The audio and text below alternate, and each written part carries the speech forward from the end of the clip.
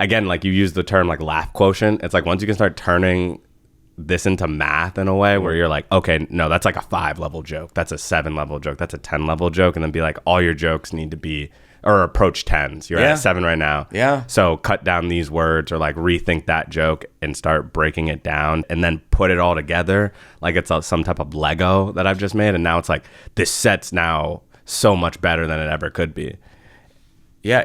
It's the math of it in some ways is a trick. You're tricking yourself into doing artistic work that is hard.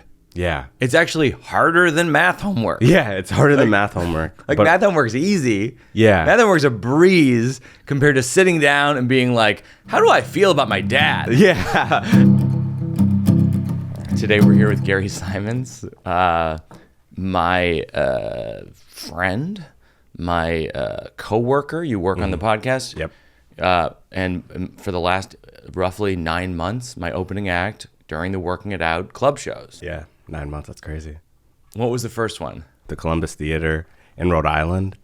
And I was always curious about this. When you asked me to open for you, and then it was the night, like the first night where I was just going to do 5 minutes, I remember I was so stressed because I was like, it wasn't that I was like, oh, am I going to do poorly or anything? I was more so concerned that like, if it didn't go great, that you would like afterwards be like, hey, so how about we hold a beat on you opening? How about we hold on you opening for a second, just for a while, you know? And I was like, oh, were you worried? Like, that first one, were you like, oh. I can't say hold a beat wasn't on deck in my brain. It's definitely, of course, always when you work with someone new.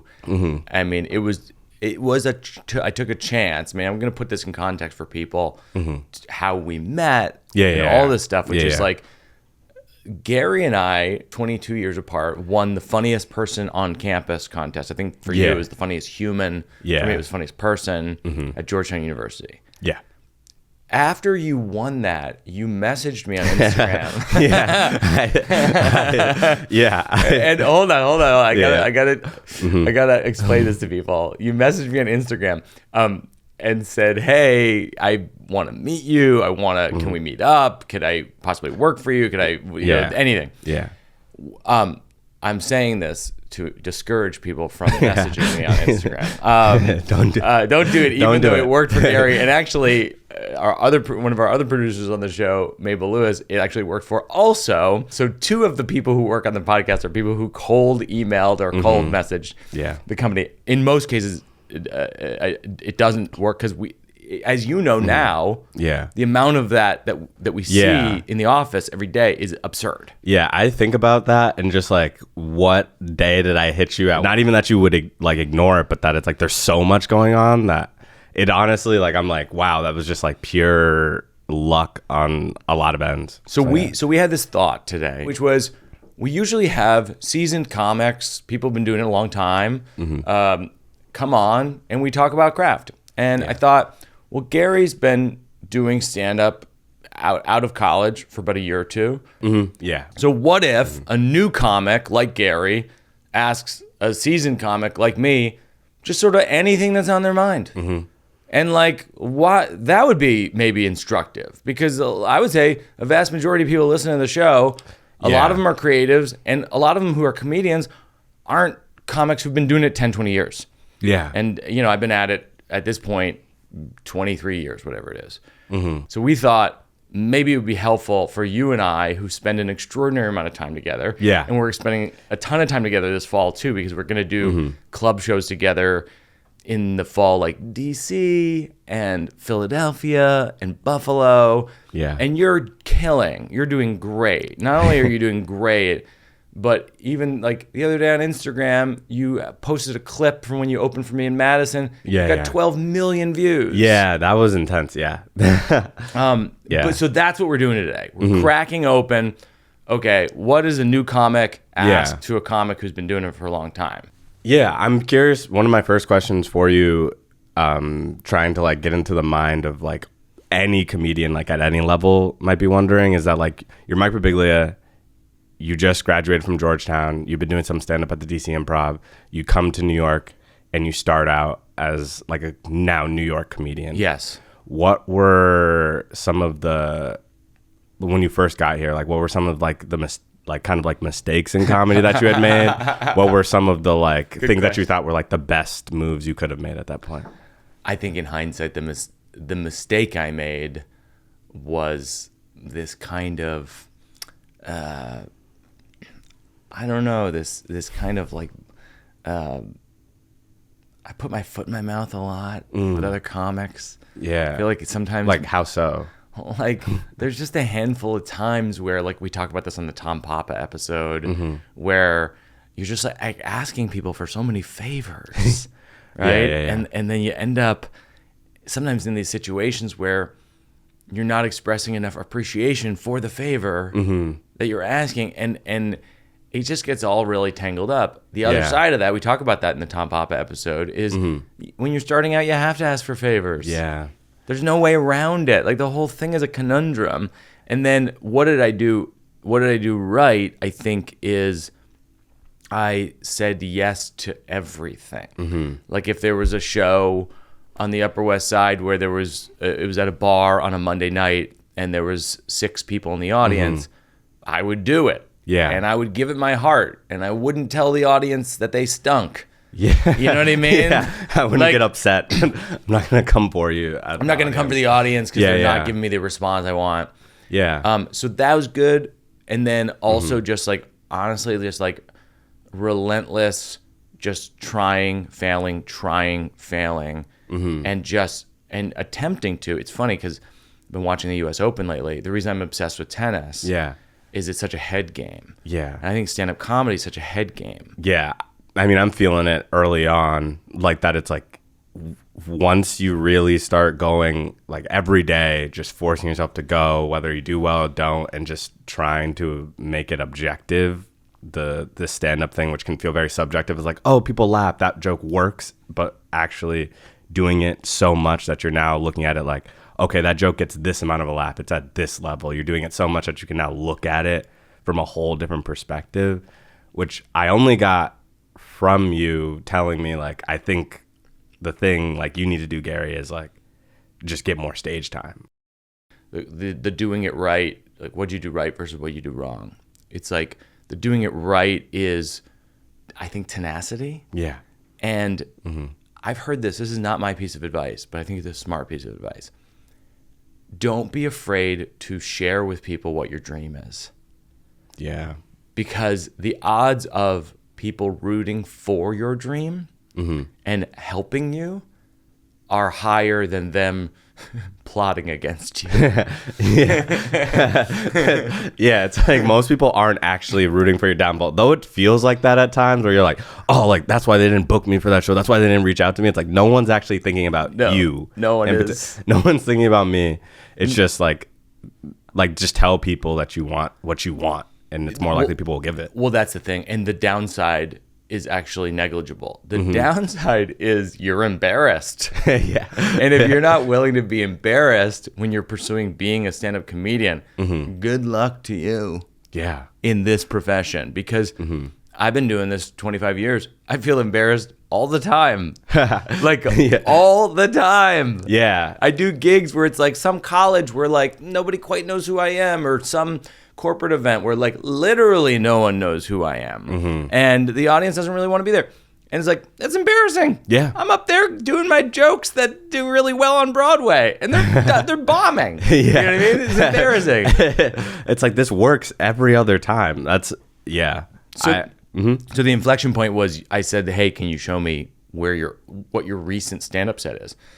And I watched it, and my note was, and this is what you were referencing earlier, my note was, oh yeah, you just need stage time. Yeah. Because your jokes are fundamentally funny. They're based on funny observations, which is at the core of what stand-up comedians are. We're just observers. Yeah.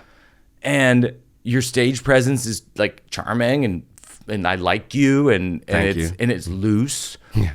And it was just one of these things where it's like, I'm watching your set and I'm just going like, oh, you could cut like 30% of the words in this. And if you did that, your laugh quotient would go up. Yeah. And you just need stage time to learn that for yourself.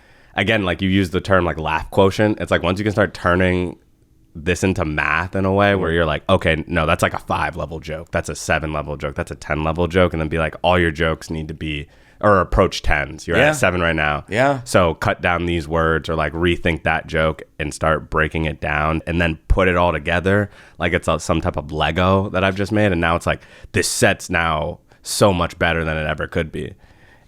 Yeah. It's the math of it in some ways is a trick. You're tricking yourself into doing artistic work that is hard. Yeah. It's actually harder than math homework. Yeah, it's harder than math homework. Like math homework's easy. Yeah. Math homework's a breeze compared to sitting down and being like, how do I feel about my dad? Yeah. How do I feel about my dad? And then you're writing down these things that hurt when you write them down. You're like, oh, that doesn't feel good. Like, am I a mama's boy? Like, and then breaking down being like, okay, in what ways am I a mama's boy? Okay, well, I guess I have to call her all the time. Like all these embarrassing things that I'm not about to tell an audience. And then sometimes it doesn't work. Like I just told them like, yeah, I have to call my mom to know my allergies. And they didn't laugh. No, it's embarrassing because you essentially like Pete Holmes and I always talk about how the best comedy is telling secrets to an audience. Yeah, yeah. Telling secrets that you have to strangers. Mm-hmm. And when you tell a secret to the audience and they're like, we don't care, it's really embarrassing. Yeah. Go on. What else? Yeah, what else? That's not really funny. That's kind of sad. Yeah. When they go on, I do like when the audience makes some type of response because I'm learning. But when an audience member says aw to a thing that I did not feel bad about before, I then immediately feel like, oh, this isn't good. Like, this isn't a good thing. Like, people feel bad for me up here. Okay. Welcome to my world. I'm still living that. Yeah. You're just kind of like pointing to these things. That's Pete Holmes calling. Oh, wow. I'll put him on speaker. Yeah, let's put him. Hey, Pete, I'm recording the podcast right now. I got you on speaker. Old man in the pool? Or like weird naked guy in the locker room? You got a laugh from Gary. Not even from you. No, you got a big laugh from Gary Simons here, who's been opening for me on the tour. Hi, Pete. 0 from you. Love Gary. 0 from you. I was focused on the sound and making sure that the sound went into the microphone. I thought it was very funny. I really enjoyed it. I mean, this is a classic ears burning situation. I was talking about you 2 minutes ago on the podcast. Wow. I literally said on the podcast 2 minutes ago, I go, Pete Holmes and I always talk about, because Gary's been opening for me, and we're talking about like questions from a new comedian to someone who's been doing it for a long time. Like, what are the questions you'd ask? And I said, Pete and I always talk about how you're telling secrets. In the best case scenario, you're telling secrets to the audience. Yeah. And they're laughing. You said it better than that. You said, if you're not telling secrets, who cares? Yeah. I appreciate that. And then you also once said to me, you go, are we going to save our best stories for when we're dead? Is that? Yeah, I think that's a fun one. Cool? Mm-hmm. Yeah. No, we used to say that on Crashing all the time. If we're not telling secrets, who cares? And that, honestly, when I'm watching people and my eyes glaze over, I'm like, stand-ups, I mean, I'm like, well, they're not telling me a secret. I just want secrets. Secrets. It's so funny you should say that, Pete. I'm secrets only now when I watch comics. That I've become. Only too. I'm a snob. I'm secrets only. When someone secrets only. When someone tells me a secret on stage and I'm going, oh, this is the real dope. I'm like. And by the way, it doesn't have to be. I like farting in my car or something stupid. It doesn't have to be a personal secret. The secret can be a feeling. And one of the jobs of the comedian is to say, no, I'm a decent person. Like, I'm kind. I'm trying to be compassionate. I'm trying to be good. But also sometimes I'm on a plane and I'm like, I don't know why, but I hate the back of this guy's head. I fuck this guy's head. And that's a secret. You know what I'm saying? Yeah. Mm-hmm. Do you have I love it. I love it. And then do you have, before I jump off, I'll call you later, but do you have any advice for Gary, who's a comic who just moved to New York 2 years ago and is a really funny stand-up comic and is just trying to sort of find his way?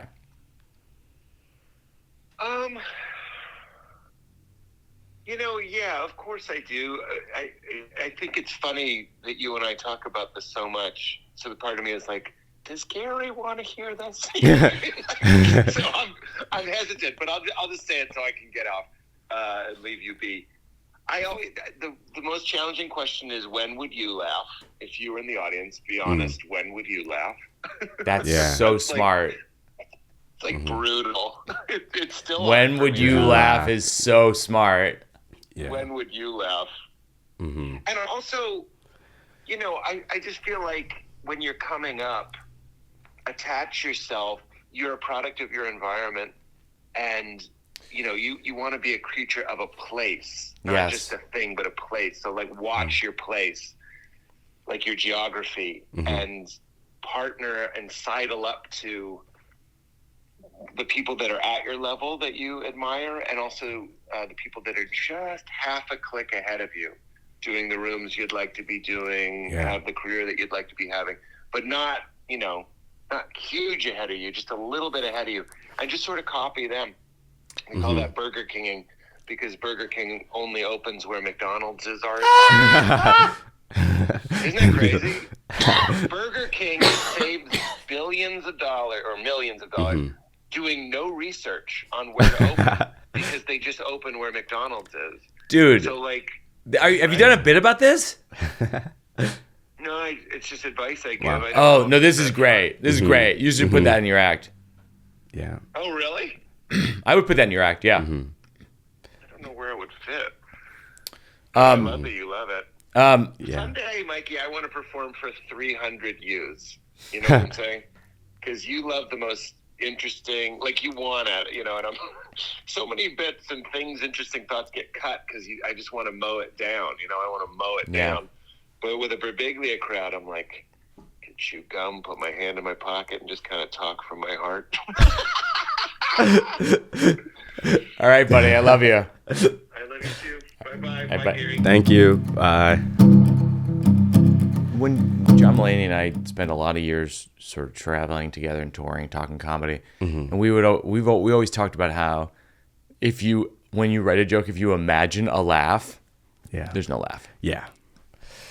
Yeah, that's my issue. When I'm writing, I just it's all of it feels very funny, and then you try it on stage, and then you're like, oh, that one line was funny. That one thing is kind of humorous. I really think you have to make yourself laugh. You have to get every joke to be something that is funny. It honestly is so funny that you're dying to tell somebody. Yeah, and I think that secrets point is the thing that actually makes me laugh most, is like when I say something that feels kind of vulnerable, but I feel so, like it feels so true that it's almost like, it's like I actually don't mind sharing it because it's so true to me, it makes me laugh that I actually feel this way. Yeah. Or something is so, like I have a joke that I'm working on that's my brother's getting married, and I'm excited for him, I'm happy for him. But I'm also kind of worried because I've only ever been to one other wedding, and those people got divorced. And then a few years ago, I found out they got remarried to each other, and I wasn't invited. So I'm bad luck, right? So I'm bad luck. And that's great. Like, that makes me, like, that part makes me laugh because it's like a very true feeling. I'm like, why wasn't, like, all I'm thinking about is why wasn't I invited? And they're still together now. Like, what was it? Well, it's funny because like that actually speaks to the clip that went viral from your Instagram, which is that you're an overthinker. Yeah. Which is like, like, can you say your overthinker joke so people know what it is? So basically, I'm an overthinker. Which, if you know someone who's an overthinker, don't tell us we're overthinking it. We know, and it's insulting to think that you would think that we haven't thought that we're overthinking it. Like, we don't need your underthinking thoughts. Yeah, we don't need your underthinking thoughts. I love that joke. It's very economical. It's like one of my favorite one of your jokes because it establishes who you are, what your point of view is, and then interestingly, it helps jokes like the one you just told me, which is to say that you think you're bad luck for weddings or whatever. It's like, no, you're not. Yeah, you know what I mean? Like, I can't be, but it feels like that. But because in the set list, if you put the overthinker joke before that, then the wedding story, which is a good story on its own, is a heightening of the premise that you're an overthinker. So in other words, like if you put overthinker in the front of your set, you're actually setting up for a lot more success in other jokes that you have that are true to you. And this, by the way, is what Neil Brennan said on this podcast before, too, is Neil always has this great analogy, which is as comedians, our brains are the internet before the internet existed. They can't stop associating. Yeah. And clicking to this, and clicking to this, and clicking to this, and clicking to this.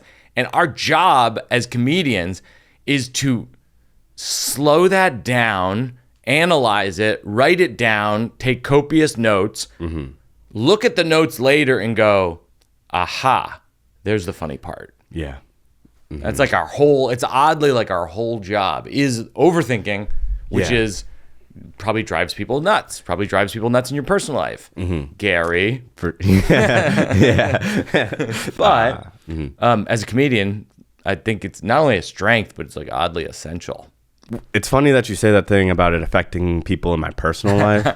I have a girlfriend, and I mean, one trying to have this hustle of like becoming a stand-up comedian and also managing a relationship, managing a job can be a lot. And when you're in a relationship, like being the annoying person who's always like when Jim Gaffigan said like being married to a comedian is like being married to a conspiracy theorist. Yes. I'm just curious, like, what advice do you have for a comedian who's in a relationship and like how on one end to manage that and like one's own career and also just like being a good like partner to that person? It's funny, your shirt says "Be kind always." If you open that at the camera, "Be kind always." I think that's a good rule of thumb. I mean, it's like it's trying to, and of course, I'm not doing this probably as well as I should be, and I always have to think about this in relation to Jenny and Oona and my friends and my family. Is like trying to put yourself in their shoes. Like what I try to do with jokes. Like I have jokes about having children and having a child and being married and all this stuff. I always try to see it from their perspective also to complicate and make more deep, really to deepen what the joke itself is, so that we're actually not just seeing Gary's point of view about his relationship. We're seeing Gary's and actually a taste of his girlfriend's perspective of him. Yeah. And a little taste of what his parents feel about him when he talks about them and all that kind of stuff. And because I feel like it does more for making the jokes that you're telling a more real experience for the audience. Yeah. Because life doesn't have a single perspective. Yeah. It doesn't even have two. But if you have 5, 6 perspectives on the same thing, you start to have a deeper experience. I think you can start to have a deeper experience with the audience. Okay. I do want to help out all of the other comedians who are listening, comedians listening to this. So can I blitz through some what I thought were general comedian questions? Okay. So one question is, how do you get an hour? Where do you go from I've just moved to New York to I now have an hour of stand-up that I'm doing around the city and the country? Like, how do you go from nothing to an hour? I think the goal is, when you're starting out, to come up with, at first, 5 minutes that works anywhere. And when I say anywhere, I mean anywhere. Yeah. It works at a bar mitzvah. It works at a birthday party. It works at a comedy club. You know what I mean? It works in an alternative room. It works at a mainstream room. It works in Kentucky. It works in Boston. Yeah. 5 minutes. Where no matter what, that's going to work. Yeah. And once you do that, I think you start to go, can I do that for 15? Can I do that for 25? Then it's, can I do it for 45? And then I think it's for an hour. Okay. And part of those time increments have to do with the conventions of stand-up comedy. So, for example, at a comedy club like the DC Improv, which is where I started out working the door, the MC does 15 minutes. Okay. The feature act does 25 to 30 minutes. And the headliner does 45 minutes to an hour. In my case, I do like 70 or 80. Yeah. And so I think thinking in relation to those being the stair steps are just, honestly, they're just convenient markers. Okay. Cool. Okay. Next question is, how does someone get booked at a club? This is impossible. Yeah. Truly impossible. I mean, and Pete Holmes and I talk about this all the time. The challenge at this moment in time for someone like you, you graduated from school in 2021? Yeah. When I came up in comedy in the late 90s, I was at Georgetown like you.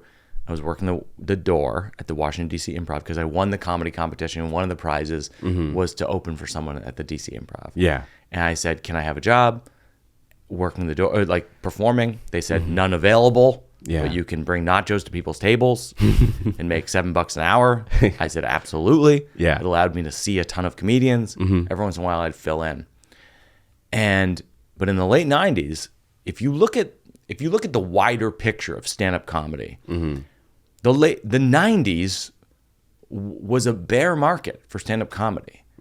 And currently, we are in a bull market for stand-up comedy. So the question is, what do you do if you want to get booked? I think part of it goes back to what Pete was saying, which is like aligning yourself with comedians who you think are funny. So if they have a show, they'll book you on their show. You can book them on your show, and you'll feel good about it because you're like, oh, they're funny, I'm funny. It's this mutually beneficial thing, and then honestly, it's like stage time. It's a majority of it is stage time, and that's why when way back 6 months ago when you were like, what do you think I should do with my stand up as it is? I'm just like, you need stage time. And it was lucky. It was a lucky thing. It just so happened I was doing some club dates, and I was like, well, you could come out and do this, and I feel like your act has improved in the last 6 months, 50-60%. Yeah, I mean, it feels like it's improved so much, and that stage time thing just, I can't like say it like more like stage time really. You just, it's like you learn through doing. It's like you like come to New York when you can, like get there, get that experience of what it's like in New York. Do as many shows as you possibly can because you'll learn something new through going through it. Yeah. As much as like thinking about it. Like I'll have friends who say, oh, I kind of want to start stand-up comedy. I'm like, do it, because you will learn something as soon as you do your first open mic. Like you will learn what it feels like to be up there, and then you'll learn what it feels like to do it over and over and over again if you just keep going. I think it's a perfect time for me to say, at Gary from Connecticut is where you can be reached on Instagram. Message Gary if you are honestly anywhere. Yeah. Because I think Gary would entertain stand-up comedy offers from almost anywhere. I think if you said you're in Montana right now, I think Gary would say, I would go. I would be maybe. there. I mean, well, you try to figure it out. I'll figure it out. I'll be there. I'll be there. I'll just say I'll be there. But particularly New York, the tri-state area. Yeah. Let's go to another one. When should someone get a manager or agent? How do you get a manager or agent? Okay. I believe this is a fundamental mistake of young comics, writers, et cetera, starting out, is they're focused on agent, manager, et cetera, representatives. Yeah. And the reason I say that is essentially your representative is someone who, and I don't have a manager, I have an agent. My stand-up agent is someone I've worked with, Mike Berkowitz, for 23 years, 22 years, something like that. In some ways, your agent is an extension of what it is you're doing and what level you're at. So in other words, if you were to get signed by an agent tomorrow, based on where you're at, think about what 10% of that is. Yeah. Well, you're not making that much money. Making $50 a show, $100 a show at the level you're at, whatever it is, even 200, 300. Let's say high end, 300, $30. Yeah. So like that's what the agent is making, $30. Yeah. And that's a big win. Yeah. For you. You're like, $300 is great. Yeah. That's chopping out part of my rent for the month. Yeah. Great. Helping me out with some stuff. Yeah. So I think you have to think in relation to, a lot of times in this industry, people are like, I can't get an agent. I can't get a manager. It's like, well, you're worthless to an agent or manager right now. Yeah. Right now. I think that what happens is you need to be your own agent and manager early on in your career. You need to be, when I moved to New York, I had a phone book out. This is back when phone books existed. Yeah. And I was looking up comedy clubs across the country, and I would cold call them. I had a spreadsheet that had all the comedy clubs that were in America, and I would cold call them every day like I was a telemarketer, and I was my own agent. The other thing is, like, you start to get things.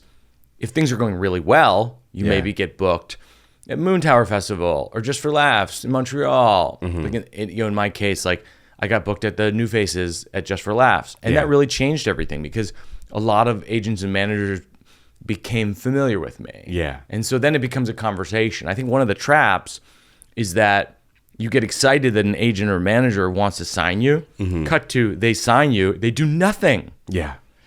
The reason they're doing nothing could be any number of things, but one of them is there's no money in you for them. True. And there's nothing worse than being just in a relationship where the moment you're in it, you're like, I want to break up with this person. But I'm now legally obligated to stay with them for at least a year. That's crazy. And then weirdly, like, and you know, I don't mean to be disparaging to agents and managers. Some people are great at it. Some people are terrible at it. That's just the nature of every job. Yeah. But the ones that are terrible at it are really terrible at it. And oddly, like, they don't want you to break up with them. Yeah. And so then you're in this weird situation where you're like, you're kind of invested with this person who you don't really even trust. Yeah. And you're just going, how do I get out of this? Yeah. So I would say don't be afraid to be your own agent for as long as it takes. Yep. Yeah, as long as you possibly can. Okay. Yeah.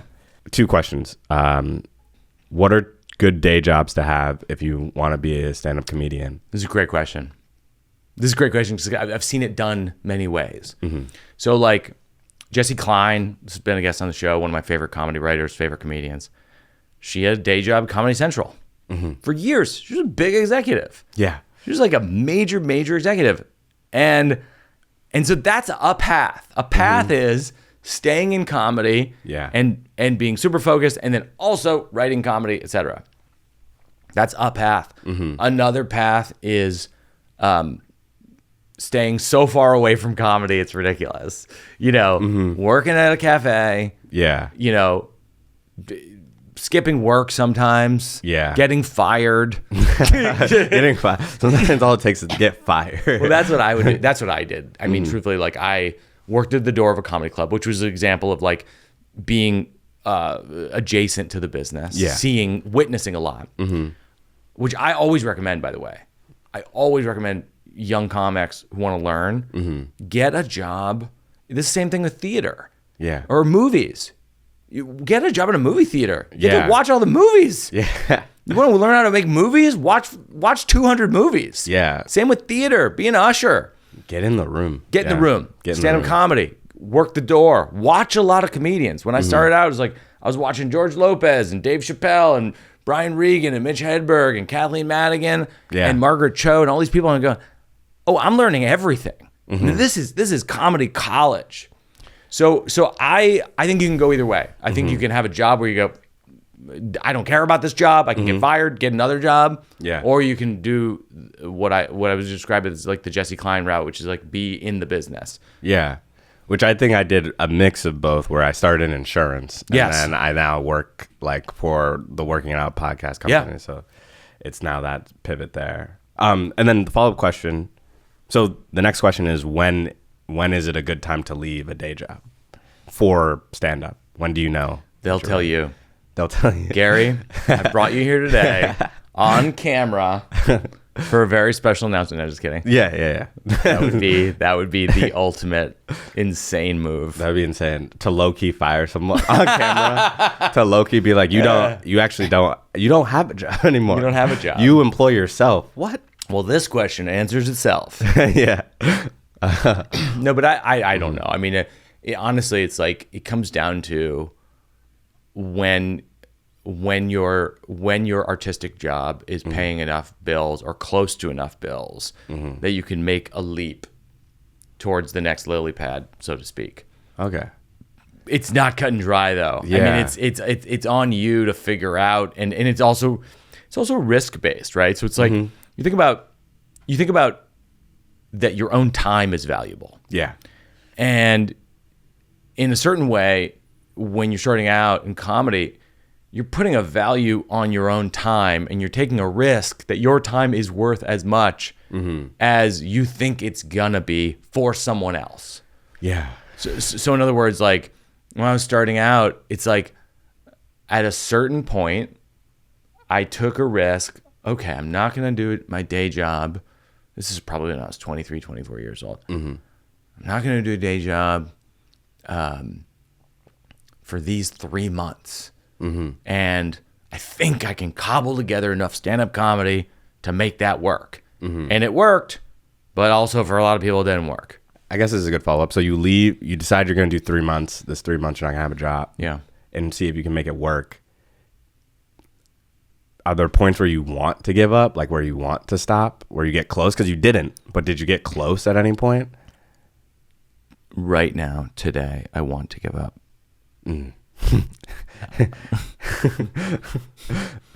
I feel like you never don't want to give up. Weirdly. But there's never not some part of you that thinks, wait, what am I doing? Yeah. This is nuts. Yeah. What are jokes that you have in your act right now that we could talk out what a process could be for that joke, or that you feel like there could be growth there? I have a thing about being like a mama's boy. Yeah. And then, and how like part of the issue of being a mama's boy is the fear that like one day I'll have to choose between like my mom and my girlfriend. Yes. And it's kind of like this fear of like, what if like my mom and my girlfriend were hanging off a cliff? Like, yes. And the hard truth, knowing that I'm a mama's boy, Gary's about to say this on air. The hard truth is that I would probably, at this point in my life, I'd probably save my mom. Right. Sophie's choice between your mom and your girlfriend, saving one or the other. Yeah. I'd probably save your mom. Probably save my mom because like my mom knows my allergies. And yeah. And like, it's like I know my allergies, but like my mom knows my allergies. Like, and and the part that I don't really laugh at is the part where I then continue and kind of give an example of in which I call my mom. So I'll be like, oh, Mom, can I eat like shrimp? And she's like, no, Gary, you're allergic to shellfish. You're allergic to shellfish. So I've seen this joke a lot. That's part of the reason I'm not maybe laughing as much, because the surprise is not there. But my inclination, my pause, and I like the joke, but my pause when I hear the joke is the phrase mama's boy to me feels oddly like outdated. Like, in other words, like when I was a kid, the phrase mama's boy was outdated. Yeah. And so maybe it came into common vernacular recently. Yeah. Or maybe you're pulling it from something that I just don't know that well. And in which case, I think it's worth extrapolating out to the audience. A, did someone call you a mama's boy? Is there a specific anecdote where you go like, one time, my brother, this person, my friend said to me, you know what, you're a mama's boy. B, to use Ira Glass's note, he always says, how did that make you feel? Yeah. And then C, go into the stuff that you're saying about, I'm a mama's boy, and then your jokes about it. Because I feel like we're missing currently, in the current version of the joke, I actually think we're missing the bridge to the mama's boy concept. Okay. Like, I always think of jokes in terms of like, you're flying people on a rocket ship to a planet. And the planet essentially is the joke. Yeah. And it's a universe of stuff and ideas. And once you get there, then you spend time pointing out what the vegetation looks like, pointing out the craters and making observations about what's there. But I think oddly, you're a little bit missing the rocket ship. Yeah. Like, in other words, I think your planet is there, but I don't think you have a transportation mode to get there. I haven't gotten them there yet. I'm just personally reacting to it in the way that I feel when I hear it. I'm kind of like, I'm laughing, but I'm a little bit going, yeah, I'll take your word for it. Yeah. That you're a mama's boy. Like, I kind of know what that means, but I also kind of don't. Yeah. And then as context for the audience, the joke continues into saying, I'm a mama's boy. Like, I love my mom in a normal way. Like, there are not normal ways you can love your mom. That. Like, there are not normal ways you can love your mom, and you can find those online. Yeah. But I love my mom in a normal way. Yeah. And then it's like, and then I say, like, I'm a mama's boy. And that, like, I'm a mama's boy, and my dad will get upset that I'm a mama's boy. He'll say, like, Gary, like, you're always up under your mom. Like, how come you're not a daddy's boy? And I'm like, because that sounds like you're my pimp daddy. Yeah. I love that joke. I have a caveat in my mind, which is, did that happen? So, yeah. Did your dad say it? And if he did say it, did he say those words? This is this thing I say all the time. Pete Holmes, my closest friends, people who've been doing this 20 years. I go, did that happen? Yes. If so, what was the exact phrasing? Because I think the exact phrasing might help. Okay. Yes. Well, going through your exercise of did someone call me that? It's yes, my dad called me that. And then what did he say exactly? It was all wrapped up in a lot of things. Like, there'd be moments where he would just get frustrated at something I was doing. So if I was like, he'd be like, oh, Gary, you want to go fishing with me today? And I'd be like, no, like, I was actually going to, like, play with my action. I was going to play with my action figures and my toys. I had a whole day planned. And then he'd be like, oh, man, like, Gary, like, how come you don't want to be outside? Like, I was always outside when I was your age. I was like, you couldn't keep me from being outside. I used to cry when they told me to come inside. And then all you want to be is inside. Like, you're just a mom, like, you're a mama's boy. Like, you always want to be up under your mom. You want to go with your mom to places. I'm gonna stop you right there and say, if I were you, I would lead with that story. Yeah. Then when you get to the dad saying you're a mama's boy, as though it just occurred to you. Yeah. I want to talk about mama's boys for a second. Because I think maybe I am one, but joke that you've already written. It's like, and that's already working. Yeah. Yeah, it's like, can I talk about mom's boy for, like, I love my mom. Yeah, I think it, like, exactly. I love her in a normal way. I think you're good there. Yeah. Because I think, like, for me, I completely find a way into your joke through the perspective of you and the perspective of your dad. Because in my mind, I'm like, oh, that's an old school thing to say. Well, your dad's an older guy. So maybe unpack more stuff with my dad, like the relationship with my dad, particularly that story of, I love that. And I think that all of those ideas pivot one to the next, I think, really very cleanly. Craig Mazin said this thing, who's a guest on the show and created The Last of Us and wrote Chernobyl and many, many, many comedies. He said this thing to me when I was asking advice on a script recently where he goes, it's not about the characters, it's about the relationship between the characters. Yeah. What we're obsessed with is, how do these characters relate to one another? So the thing with your dad is not as much about your dad as a character or even you as a character. It's about, what is your relationship? What is the dynamic? When people see that and they go, oh my God, that's me. I think that the thing we should end on is working it out for a cause. Is there an organization that you think is doing a good job that you want us to contribute to, and then we'll link to them in the show notes? Yeah. Connecticut Food Share. I'm from Connecticut, and so I think that they're a great cause.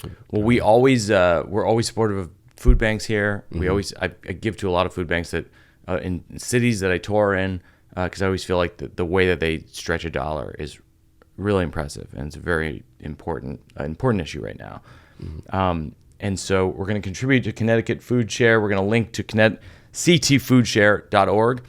And thanks, Gary. This is I think you're doing great. Thank you. Yeah, thank you. One, for the opportunity to be able to open for you, and thank you for the opportunity on the podcast. I appreciate it.